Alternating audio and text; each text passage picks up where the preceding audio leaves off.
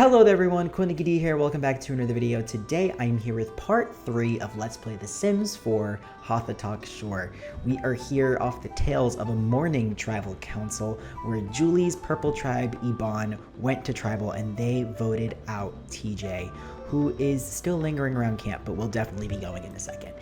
But yes, they lost the Bird's Nest Challenge. If you didn't see it, well, I just spoiled it, but you should totally go back and watch it. It was such a cool challenge, and it took some temptation to get them down, but there was a lot of drama last episode. There was a lot of taunting on the tribes. There was a lot of cross-tribal connections being made, so I'm super excited to see where today goes. Also, did I say my buff? I don't know if you guys realized, like the past few seasons, I've been trying to dress in the colors of the seasons. Like I've really only been wearing red and like purples, and this is an actual real Survivor buff, but it looks almost like our logo this season, so it's like I had to wear it. I thought it was really cool. Anyways, let's kick it off. Let's let the Sims do their thing. Let me make sure their autonomy's on. Let me make sure, no, it's not. Let's turn that on and they can, resume their normal duties. Yeah, this season has been really weird. They've all been making friends with each other. And they've been really, again, like socializing cross tribal lines.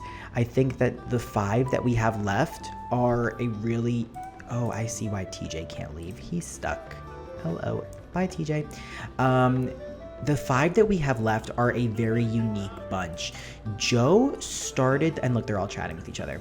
Joe started the season off super quiet. He was really waiting for people to reach out to him, and he was becoming a villain in the last episode. He started taunting TJ, and I don't know if like the taunting worked, but TJ ended up going home. So I don't know if other people saw like, oh, TJ.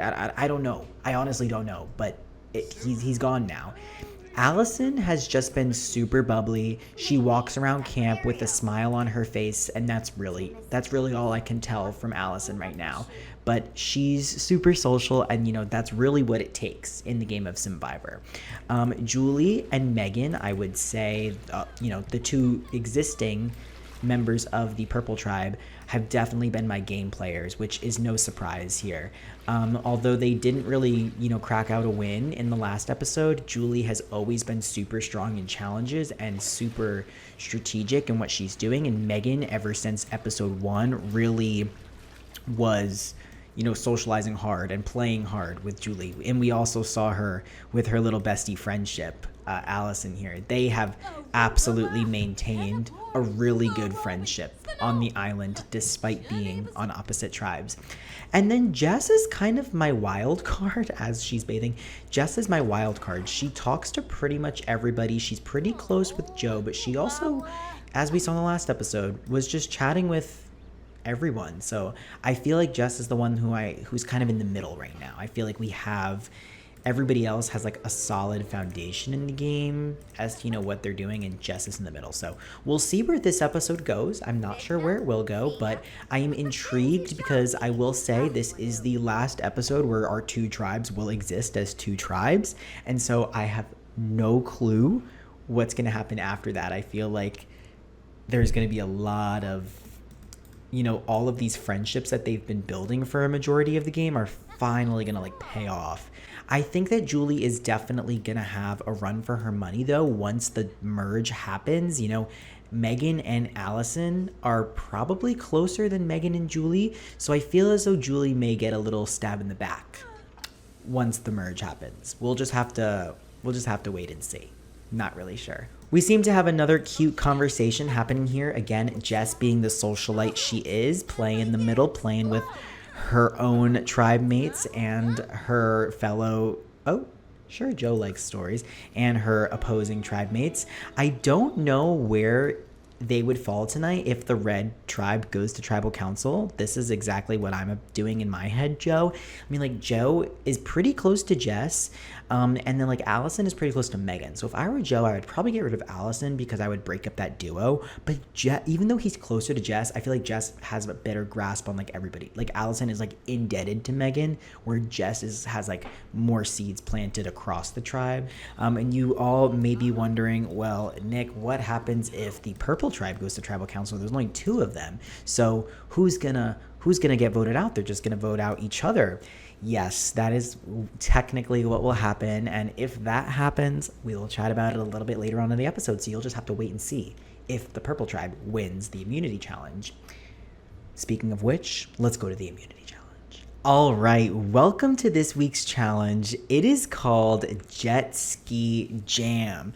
That is because the 4 Simvivors sitting on the poofs, Jess, Allison, Julie, and Megan, will be competing for the first time ever on Simvivor on jet skis. Now, because the tribes are unbalanced in Survivor, you always have to have one person sit out of the challenge. And just by a random draw, I asked Siri to pick a number between 1 and 3, and the number was 1. And so Joe is the first person in my inventory slot. So it would have been Joe for 1, Allison 2, and Jess 3. And Joe was the number 1. So Joe is going to be sitting out of this challenge. It does not mean that he is safe. It means absolutely nothing. It just means that the hands of his Simvivor life is Simvivor life is in the hands of Jess and Allison. So how this works is that each of the 4 of them have been given a jet ski. I'm going to have them go into the water, ride the jet ski, and I'm going to have them ride around. And now what we are going to do is we are going to say that the person who is the furthest out that way is going to win immunity for their tribe. So I'm just going to click the ride around button, and they can control themselves. They have free range of the entire open waters of Hothatok Shore, and whoever is furthest out, we'll say west, will win for their tribe. So it really is all in their hands. Now, they don't necessarily know that, but that's what we're going to say. So we are going to have them all go swimming in the water or ride here. Yeah, let's have them ride. Okay, so our girlies are basically starting in the same exact area. We have the Ista tribe in red and the Ebon tribe in purple. The furthest out west wins immunity for their entire tribe. So I'm going to have them each just ride around. I'm going to give them until exactly noon Sims time. So they have about 2.5 hours on these jet skis. They are free will off, so they will be riding around for 2 hours. All right, survivors ready, go. All right. Oh, so they're all going in complete different directions. Oh my goodness. Okay, I don't know how far out they'll actually go, if they'll just stay in this area. Right now it's looking like, I guess that's Julie is out there, but I mean, it is so early on. They can literally end up anywhere. We have about 2 hours left, so who knows where they'll end up going. It's like, it's crazy watching this. Oh my gosh. It's so fun watching it. I don't know if they go out any further depending on like, oh, sure, Julie likes to be active. I don't know if they go out any further depending on their skill. I do see a lot of them jumping and skipping. Oh, it looks like Jess has taken a break or stopped. It looks like a lot of them are taking a break. Julie's also taking a little break. Self-discovery. Oh goodness. Okay. So Jess is just stuck. Oh, that's not Jess. That's, oh my gosh. So Allison is just stopped. Yeah, Allison stopped. I did not make her stop though. So I'm not going to do anything about that. It's really just unfortunate for her tribe. But it's also looking like it's about to hit noon and Jess is the furthest one out. So we'll see. I'm going to stop at exactly noon and the furthest west is going to win. Looks like we have 10 minutes left, and currently Julie is the furthest out. We have 10 minutes. Oh my goodness. Oh my goodness. All right. Oh wow. 3, 2, 1. It is noon, and oh my gosh, so slim. But it is looking like Jess is the furthest out west if I let it go for literally 1 more minute. 1 more minute. And purple would have been safe. But that means the purple tribe Megan and Julie are going to be headed off to tribal council. That is absolutely crazy. That is, you know what? That's the game of Simvivor. Allison totally blanked for her tribe, completely just gave up, and it still didn't matter. Jess still pulled out the win for them. But that is really insane. Wow. So what's going to happen with 2 people going to tribal council, you say? Well, basically, in the past, I've done it many different ways when there's 2 people. Now, sometimes I anticipate that 2 people may have to go to tribal, and so I have them all go to tribal, and they all vote. Sometimes when there's 2 people left, one of them has an immunity idol, so it doesn't matter. They can't be voted out anyways. But I had none of that planned for this season. I didn't want to rig the game. I didn't know that there were going to be 2 people, so this vote will just be between Julie and Megan, and because they will technically vote for each other, it is going to go to a tiebreaker. We are just going to do a fire making challenge. So it really is going to be just who can make fire. That's what they do in Survivor. If there is a deadlocked tie, they go to like a rock draw or fire making. So it's just going to be random. It is just going to be random. So let's head back to camp.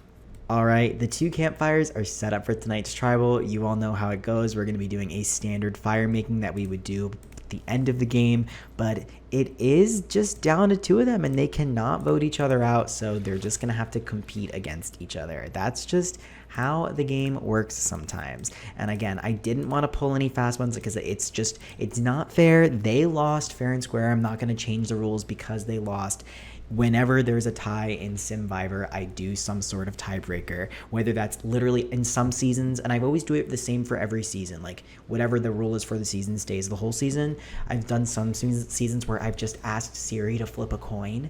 I've done some seasons where I look at the skills that they've built while on the island, and then some seasons I leave it in the hands of the players. And in this season, I am deciding that we are leaving it in the hands of the players and that they will do a fire making challenge in order to make it onto the merge. So it really is, they are gonna have to earn the merge. Like that's, we always say like earn the merge in Survivor now. Like there's a stage of the game where they're put in like limbo and they have to compete to make it to the merge, and that's basically what I'm feeling Megan and Julie are gonna have to do. I do feel bad for them because they have been playing both super hard, but that's what happens when you play super hard but just don't do well on challenges. You have to, you have to talk the talk and walk the walk. There really is no need to be socializing today. I am obviously going to let them, but there's not a lot that's going to be happening. It's like they're just gonna make fire. But we do see Joe and Julie again. All of these cross tribal lines being made. Oh, that was a weird glitch hug. Joe is over here. I think that was like a glitch hug between Jess and Joe. They're like, thank you so much. Thank you for saving us. The red tribe staying completely intact. Literally the superior tribe. I am sure Allison is probably freaking out because if Megan were to leave, that would be her #1 ally. And obviously for Allison going into the merge, you want to have as many allies as possible. And so she's probably like, oh my God, I hope you win fire because we have to be in this merge together. And then we see Jess and Joe talking again. This is like the 2nd or 3rd time this episode, which is again, like really nice that they're building a bigger bond. I think that it's definitely important that they do that. So Julie seems to be warming up for the fire. She just lit a bit of extra fire. Look, yeah, she just did cozy campfire. Yep. Is she gonna, oh, she's gonna add a log. Yeah, she's like, I got it. I got this fire making in the bag. I'm not gonna let anyone stress me out. Look at me in this big fire. All right, girl, we'll see how that actually goes. We will see how it actually goes. All right, welcome to yet another unique tribal council here at Hothatok Shore. We have Julie and Megan about to make fire. This is not the last time we're gonna see this fire making challenge this season. This is just how the tiebreakers are going to be broken. So we have our existing jury members now. Officially, Allison, Joe, and Jess have all made the jury, so they will be changing their tribe colors and, you know, going into the sole individual portion of the game, but only one of these two, both Jess and Julie, will.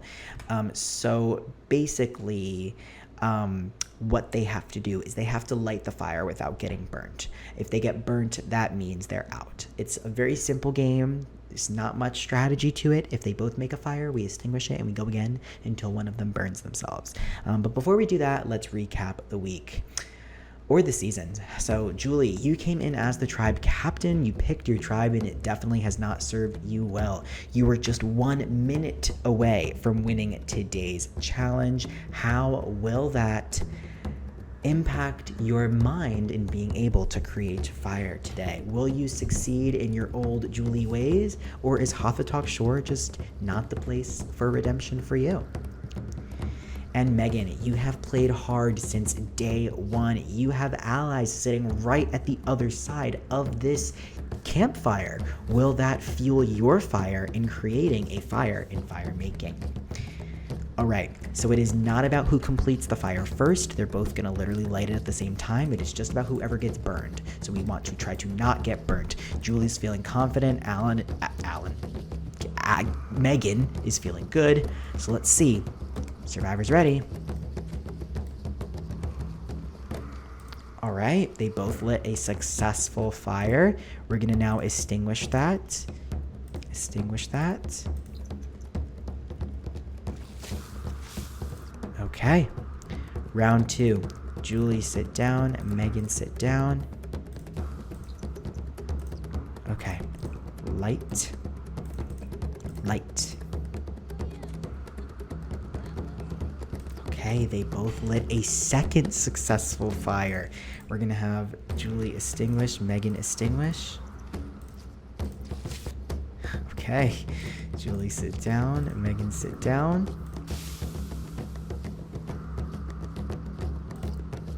Julie light, Megan light. They lit a third successful fire. Oh my goodness, this is one of the longest fire making challenges ever. Extinguish, extinguish. Sit, sit. Julie light, Megan light.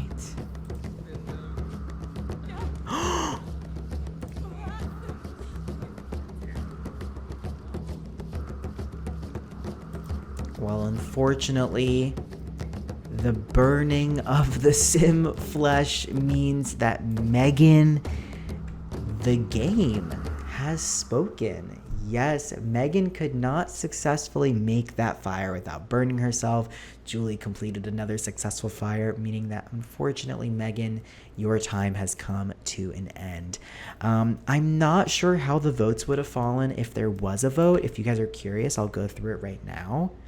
Based on the relationships, it's looking like Julie would have gone home if there was a vote, which is crazy, but she successfully completed fire. So it is what it is. Megan, unfortunately, the cards did not fall into your favor this season. The fire making challenge took you out. It takes out very strong players every single season, and so you just fell to the sword of the fire. Yeah, I'm sorry, Megan, but that does mean that we have our final four and our merged tribe: Julie, Joe, Jess, and Allison. A very interesting bunch. So I'm very intrigued to see how this plays out. If you all want to find out, you have to come back next episode. But for now, that's it. I hope you guys enjoyed. If you did, please like. It's a big help, and I will see you guys all again next time.